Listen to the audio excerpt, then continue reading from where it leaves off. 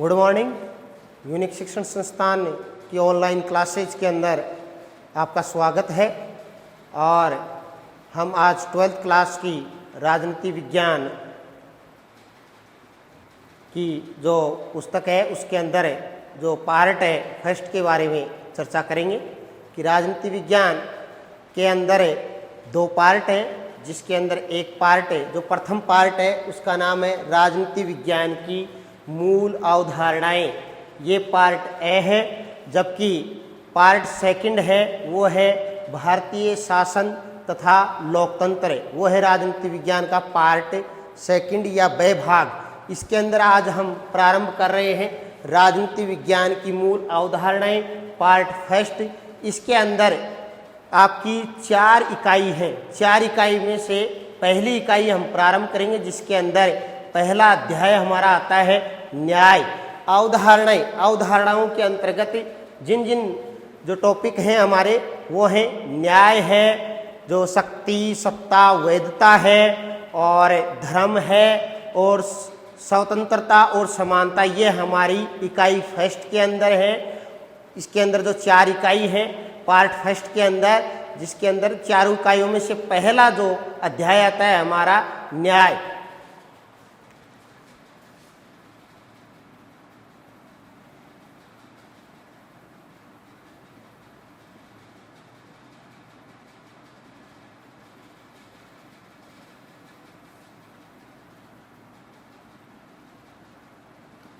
आज हम चर्चा करेंगे न्याय की अवधारणा।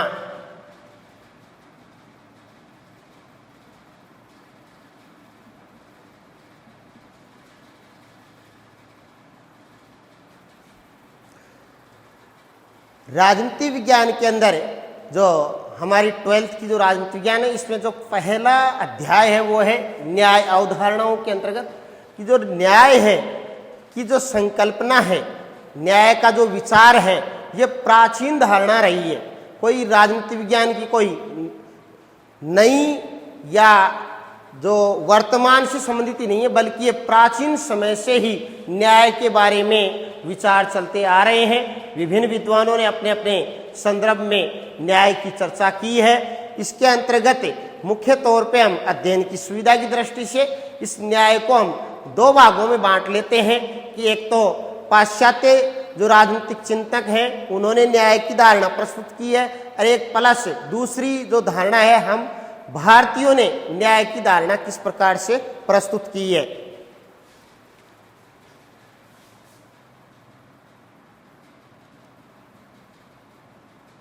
न्याय की धारणा प्राचीन काल से ही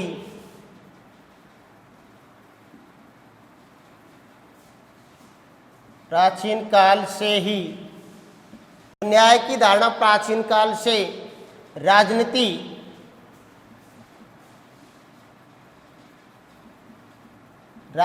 विज्ञान के चिंतन का मुख्य विषय रहा है। कोई आज ही राजनीति विज्ञान के अंतर्गत न्याय की धारणा नहीं जुड़ी हुई है, बल्कि प्राचीन समय से ही न्याय के ऊपर विभिन्न विद्वानों ने अपने अपने विचार व्यक्त करते रहे हैं। इसके अंतर्गत हमने न्याय की धारणा को अध्ययन के लिए या समझ की दृष्टि से 2 भागों में बांट लेते हैं। एक तो पाश्चात्य विचारकों के अनुसार, दूसरी है भारतीय विचारकों के अनुसार। तो देखिए इसमें जो पश्चिमी जो परंपरा है, पश्चिमी परंपरा के अनुसार न्याय, एक तो पश्चिमी या पाश्चात्य, और दूसरी जो धारणा आएगी हमारी भारतीय परंपरा के अनुसार न्याय। भारतीय परंपरा के अनुसार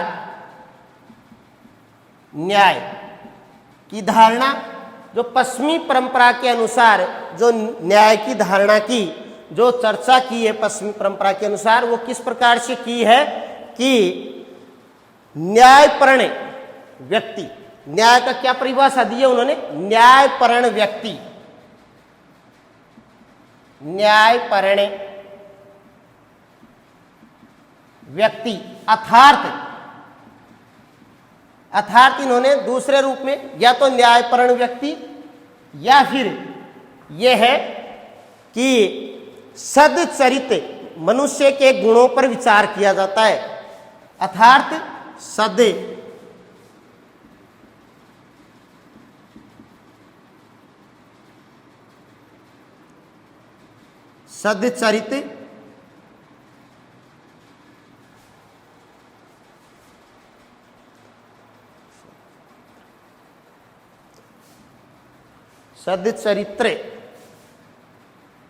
सदचरित्र मनुष्य के गुणों पर विचार किया जाता है। सद्गुण जिसको कहते हैं सद्गुण, सद्गुण वो गुण जो मनुष्य के अंदर सद्गुणों के रूप में संचार के रूप में होते हैं। तो सदचरित्र मनुष्य के गुणों को क्या माना गया है, न्याय, या न्यायपरण व्यक्तियों क्या माना गया है, न्याय की परिभाषा के रूप में परिभाषित कौन करता है, पश्चिमी परंपरा के विचारक, जिनमें जैसे प्लेटो है, उन्होंने ये कहा है कि सद्गुण ही क्या है, न्याय है। इसी प्रकार से भारतीय परंपरा के अनुसार जो न्याय को किस रूप में परिभाषित किया है, धर्म के रूप में।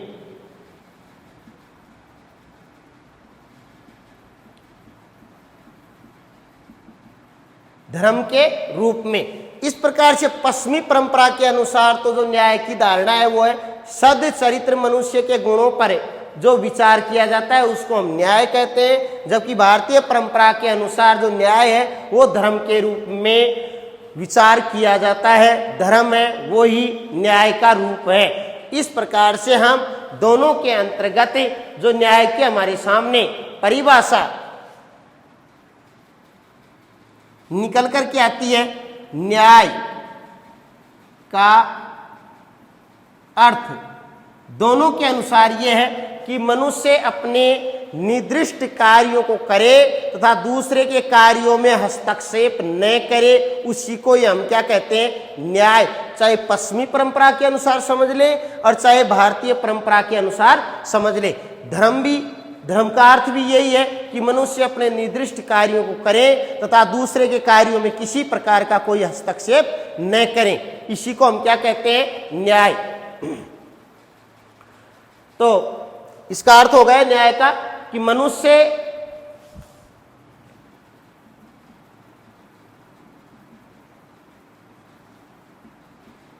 अपने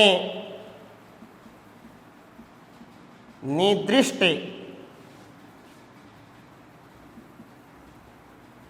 कार्यों या कर्तव्यों का पालन करें तथा दूसरे के कार्यों में हस्तक्षेप न करें, इसी को हम क्या कहते हैं, न्याय।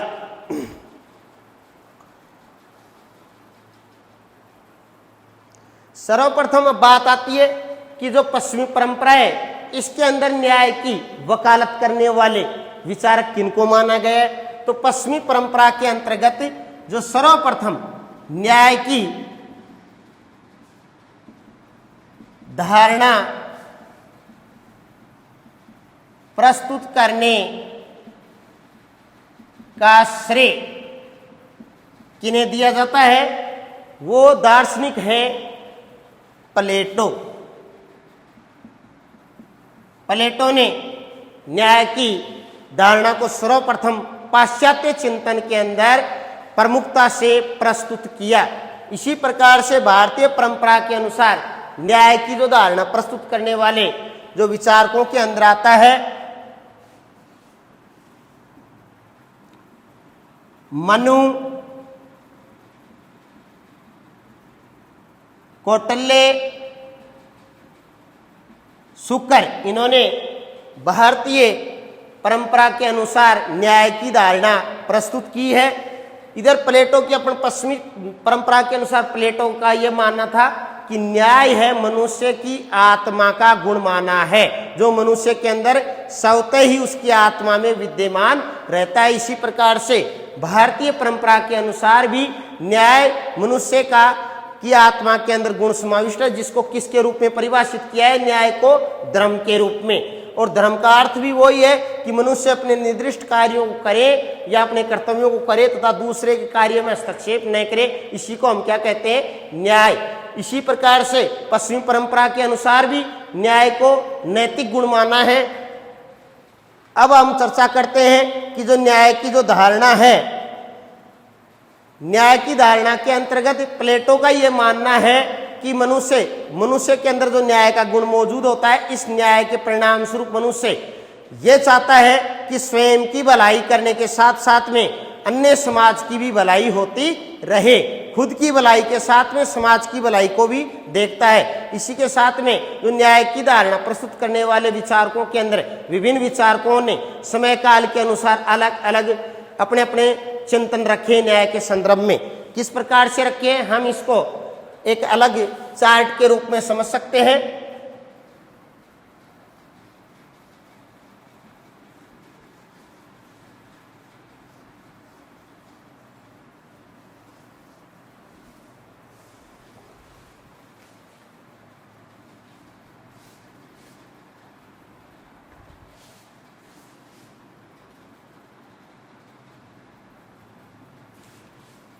पहला हो जाएगा इसमें न्याय की धारणा के प्राचीन विचारक या चिंतक। प्राचीन विचारक जिसके अंदर कौन कौन आते हैं? प्राचीन विचारकों के अंदर प्लेटो और अरस्तु, ये न्याय की धारणा प्रस्तुत करने वाले प्राचीन विचारकों के अंदर जाने जाते हैं प्लेटो और अरस्तु। प्राचीन के बाद में आता है हमारे सामने जो न्याय की धारणा प्रस्तुत करने वाले विचारकों के तौर पे मध्यकालीन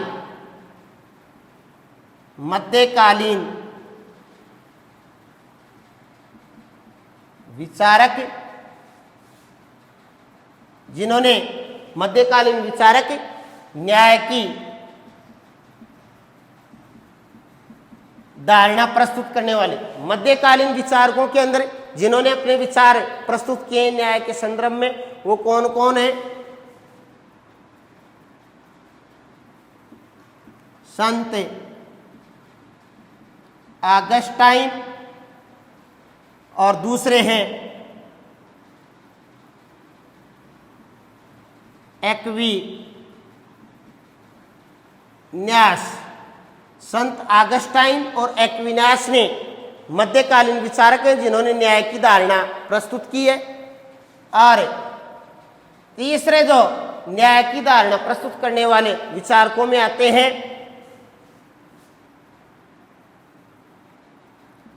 न्याय की धारणा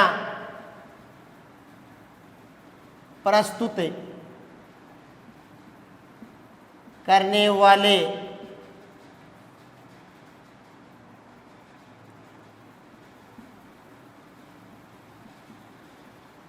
आधुनिक चिंतक।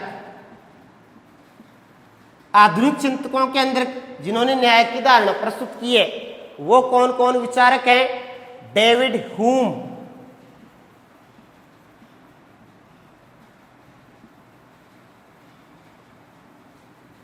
Bentham,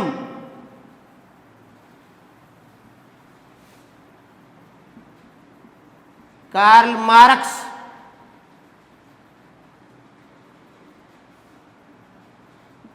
J.S. मिल,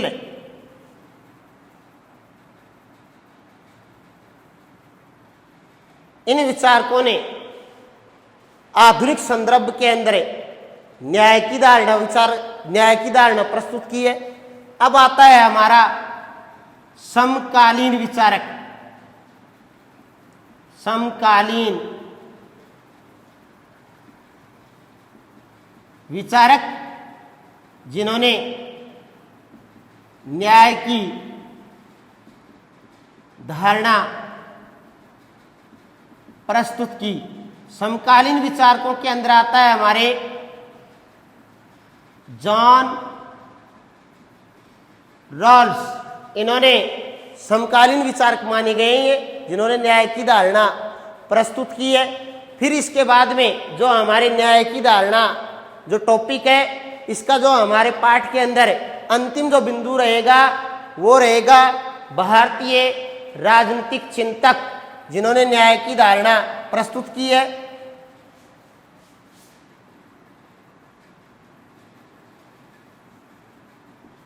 भारतीय चिंतक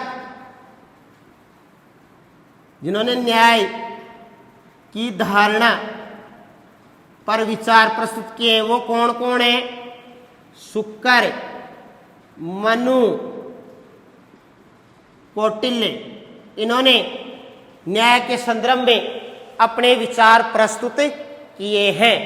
इस प्रकार से न्याय के संदर्भ के अंदर विभिन्न विचारकों ने अपने अपने अनुसार मत व्यक्त किए हैं। अब इसके अंदर प्राचीन जो विचारक हैं जिनके अंदर हमारे न्याय की धारणा के अंदर यही टॉपिक रहेंगे। पहला टॉपिक हमारा प्राचीन विचारकों का रहेगा, सेकंड टॉपिक रहेगा हमारा मध्यकालीन विचारकों का रहेगा, और थर्ड टॉपिक रहेगा हमारा आधुनिक चिंतक रहेगा, फोर्थ रहेगा हमारा समकालीन विचारक जिन्होंने न्याय की धारणा प्रस्तुत की है, जॉन रॉल्स, और हमारा अंतिम जो टॉपिक रहेगा इसके अंदर भारतीय राजनीतिक चिंतक जिन्होंने न्याय की धारणा प्रस्तुत की है वो है जैसे शुक्र है, मनु है, कौटिल्य है। इन्होंने न्याय की धारणा प्रस्तुत की है। इन विचारकों ने न्याय के संदर्भ में किस किस प्रकार से अपने विचार व्यक्त किए हैं, इनके संदर्भ में सर्वप्रथम बात आती है प्लेटो के विचारों की। सर्वप्रथम हम जो जिस विचार की चर्चा करेंगे वो है प्लेटो। प्लेटो ने अपने विचार न्याय के संदर्भ में किस प्रकार से प्रस्तुत किए हैं इसकी चर्चा हम करेंगे। हमारे एग्जाम के अंदर भी यही क्वेश्चन आते हैं कि प्लेटो की न्याय की धारणा को स्पष्ट कीजिए, अरस्तु की न्याय की धारणा को स्पष्ट कीजिए। मध्यकालीन ऐसे कौन से विचारक हैं जिन्होंने न्याय की धारणा के संदर्भ में अपने विचार व्यक्त किए हैं, या समकालीन विचारक या जॉन रॉल्स की न्याय की धारणा को स्पष्ट कीजिए, या भारतीय विचारकों के अनुसार न्याय क्या है अपने विचार व्यक्त कीजिए। ये हमारे मुख्य क्वेश्चन इसके अंदर बनते हैं। अब हम चर्चा करते हैं सर्वप्रथम जो प्राचीन विचारकों के अंतर्गत आया है प्लेटो और अरस्तु। प्लेटो के अनुसार न्याय का क्या मानना था और अरस्तु के अनुसार न्याय का क्या मानना है। सर्वप्रथम हम प्लेटो के बारे में चर्चा करते हैं कि प्लेटो के अनुसार न्याय क्या है।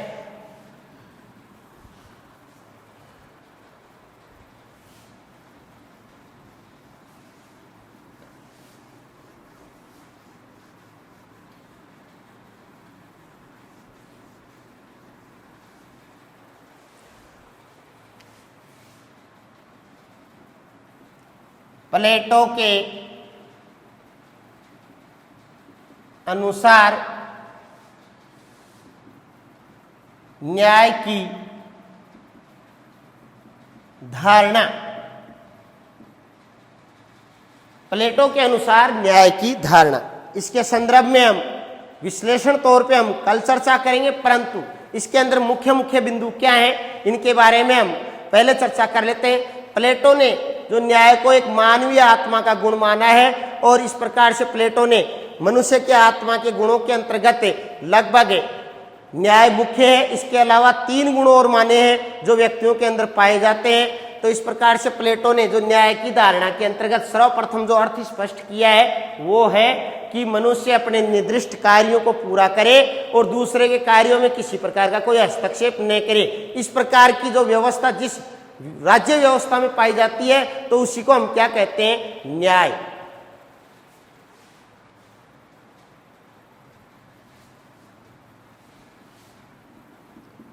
प्लेटो के अनुसार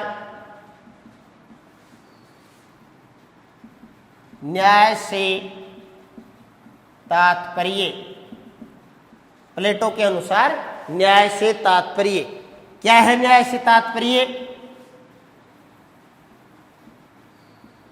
मनुष्य अपने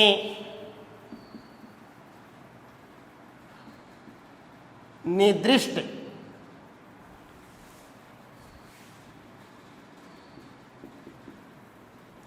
कार्यों या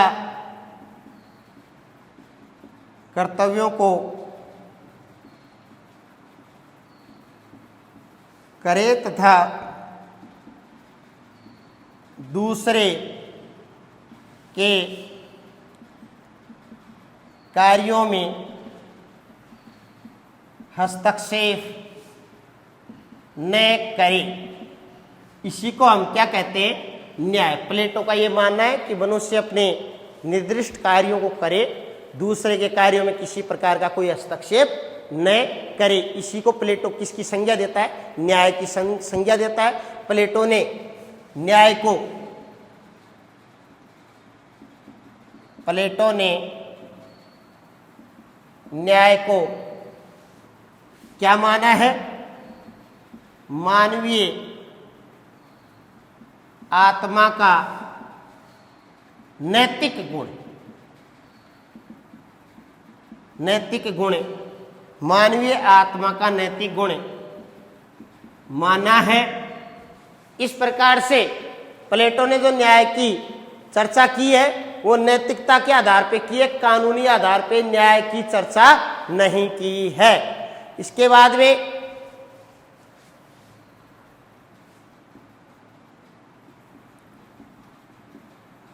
प्लेटो ने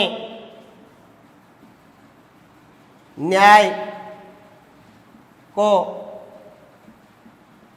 नैतिक मानते हुए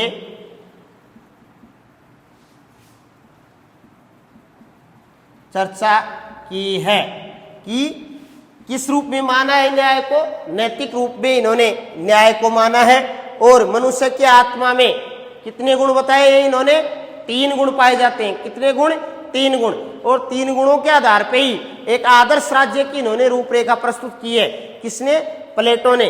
और वो आदर्श राज्य का निर्माण जब ही होगा कि जब व्यक्ति के अंदर 3 गुण होते हैं, 3 गुणों के आधार पे 3 वर्ग बनते हैं और 3 वर्ग बनने के उपरांत तीनों वर्ग अपना अपना निर्दिष्ट कार्य करेंगे तो उस आदर्श राज्य के अंदर न्यायशील व्यवस्था की स्थापना होगी, तभी वो राज्य आदर्श राज्य का रूप ग्रहण कर पाएगा। 3 गुण कौन कौन से हैं प्रत्येक व्यक्ति के अंदर? एक तो 3 गुणों के अंदर प्रत्येक व्यक्ति में 3 गुण, 3 गुण कौन कौन से हैं? प्रत्येक व्यक्ति के अंदर 3 गुण हैं। बुद्धि, दूसरा है साहस और तीसरा है तर्षणा। ये तीनों गुण प्रत्येक मनुष्य में पाए जाते हैं। इन 3 गुणों के आधार पर इस समाज में क्या है, 3 वर्ग बनते हैं। तीनों वर्ग जब बनेंगे तो तीनों वर्ग अपना अपना कार्य करेंगे, एक दूसरे कार्य में हस्तक्षेप नहीं करेंगे। ऐसी स्थिति में उस राज्य की या जो राज्य व्यवस्था है उसमें न्याय की जो संकल्पना है, जो न्याय है, वो विराजित हो जाएगी।